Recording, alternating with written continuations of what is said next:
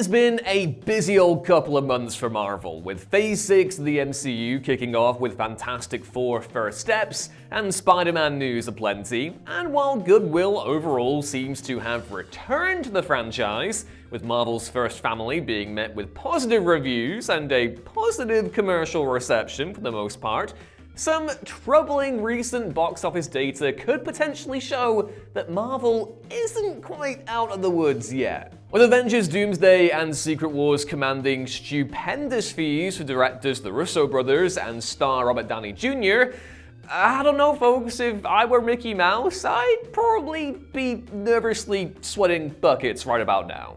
Hey everyone, what is up? It's me, Ewan, you're watching What Culture, and despite the overall positive buzz that's met the superhero genre over the last month or so between Superman and Fantastic Four, has anyone taken a look at Fantastic Four's box office and kind of just grimaced slightly?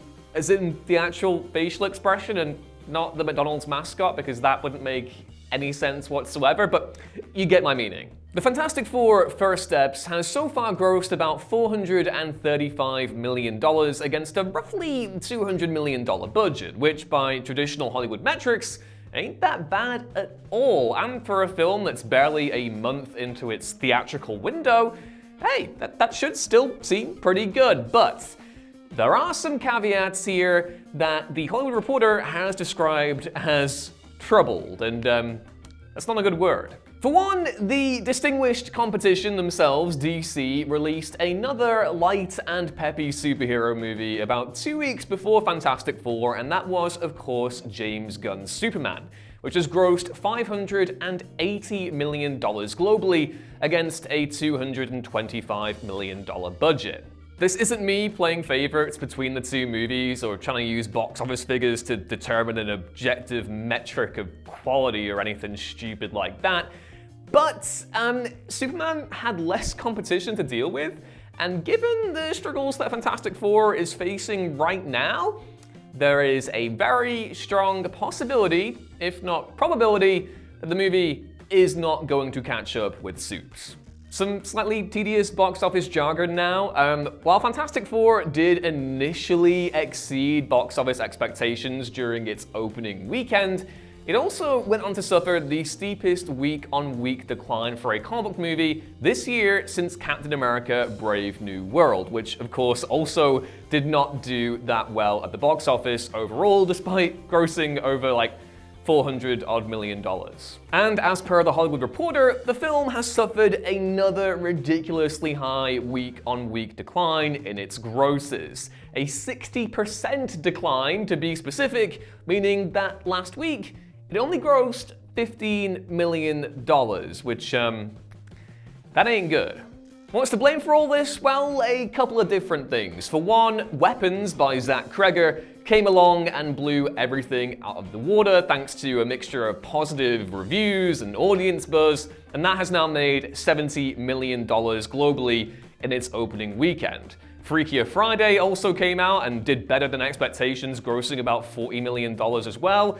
So yeah, those are two big movies that have kind of come along and taken a big old slice of the box office pie that Fantastic Four was, until then, you know, kind of getting slowly out-muscled on, but still had a sizable portion to contend with. You know, you wouldn't sniff at it if you were given it at a restaurant, I should say. This continues a trend in 2025 where audiences have just been really showing up hard for horror movies. We had The Monkey at the beginning of the year, directed by Osgood Perkins, which did really well. Obviously, there was Ryan Coogler's Sinners, which, while an action-horror hybrid, is still an original horror concept. That did amazingly. And also, you know, there was 28 Years Later and Final Destination Bloodlines.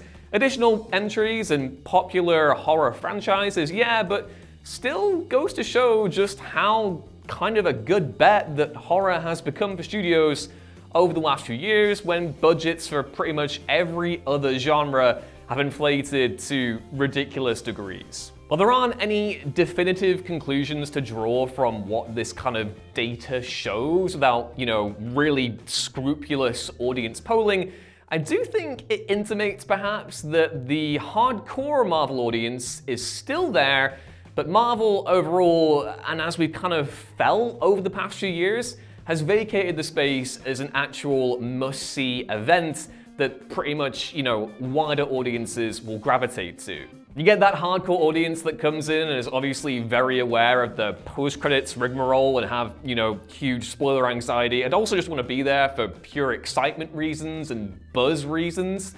But after that, it seems as though general audiences just aren't as interested, which is a big concern given that Fantastic Four is the entry point into MCU Phase 6 and everything that's going to come involving the likes of Doctor Doom and alternate reality incursion-y things that are gonna have a big part to play in both Avengers Doomsday and Avengers Secret Wars. You compare this to Captain Marvel in 2019, which did obviously... Was it 2019?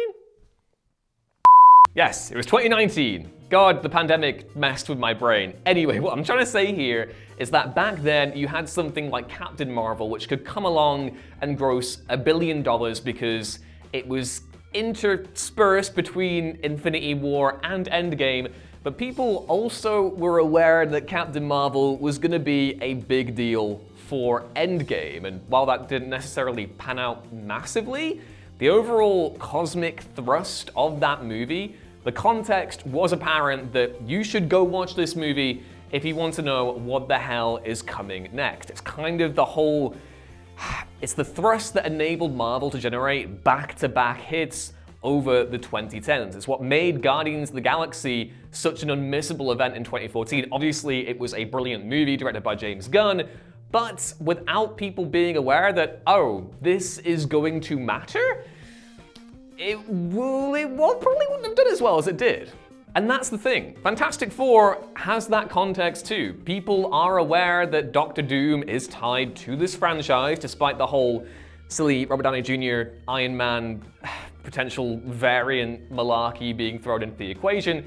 But whatever. People are aware that Doctor Doom matters to the Fantastic Four. So the Fantastic Four should be enough to pull people in who are interested in Avengers Doomsday and Secret Wars. And that just doesn't seem to have happened in the period after the initial debut weekend. And this has got to be a huge stress for Marvel, because not only has Fantastic Four's momentum just kind of dissipated over the last few weeks, it's the same thing that happened to Captain America Brave New World and Thunderbolts, which, while Thunderbolts, like Fantastic Four, also got good reviews, financially, it didn't do that hot either. And while you can argue that yes, Thunderbolts had nothing to really correlate with the wider kind of arc of what's coming with Avengers Doomsday and Secret Wars, it also should have benefited from the bump that the Doomsday casting announcement had, where it was like, hey, all these characters that featured in Thunderbolts, aka New Avengers,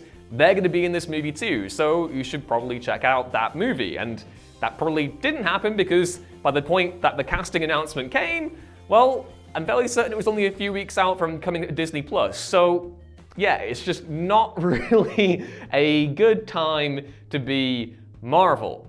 Obviously they're making lots of money, and they have things to look forward to, like Spider-Man and the X-Men, and clearly people are gonna show up for those characters.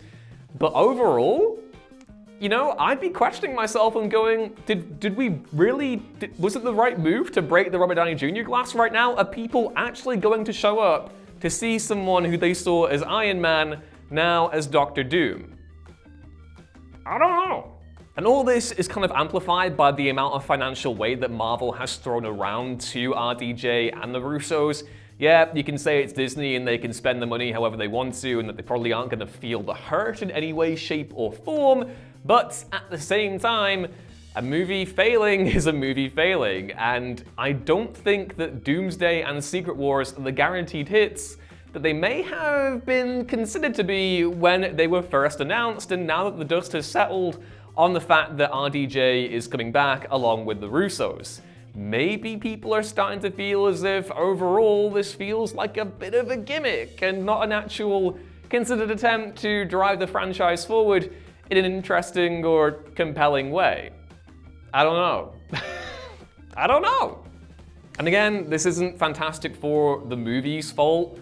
It's a great time overall, but the fact that we're now in a situation where Marvel can be outmuscled by an independent original horror movie. That's wonderful, but not so good for Marvel. And I would be looking at all of this right now and going, well, this just makes Avengers, Doomsday, and Secret Wars even more make or break. And when taken together with Kevin Feige's comments the other week about, the X-Men serving as a sort of not reboot, but essentially a reboot of the MCU, and that we could expect recasts to happen to characters like Captain America and Iron Man further down the line, I don't know, it just kind of feels like there's a really weird context going into these movies, and it's not one of unfettered excitement, it's of, this feels like a bit of a gamble. And that's not really the energy you want to bring to the next era of your franchise. I feel like people had actual more goodwill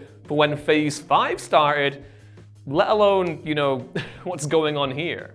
Yeah, I could obviously come out of this with loads of egg on my face when Avengers Doomsday makes like a bajillion quid at the box office, but right now, my gut feeling is that with things going downward in terms of long-term box office success for Marvel, that, you might get a brief bounce back just from the sheer novelty factor of having Robert Downey Jr. interact with Ryan Reynolds as Deadpool, if Deadpool is going to show up in that movie.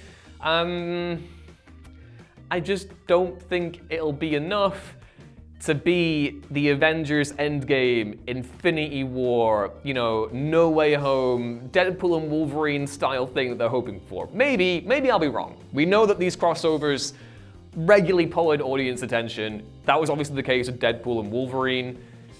But it just feels like there's something different in the air this time. I could be completely ridiculous. That could just be, the carbon monoxide leaking into my brain. But yeah, let me know your thoughts down in the comments below. Do you think that Fantastic Four's slow, steady decline at the box office is spelling doom for Marvel for its upcoming phase? Or, is it fine? Should we all just calm down and just, wait and see what happens? Let us know down in the comments below. Drop the video a like if you enjoyed it, and subscribe to Our Culture for more fresh-baked, rambly takes like this every single day. Either way, I've been Ewan. Thank you for watching, and I will catch you next time.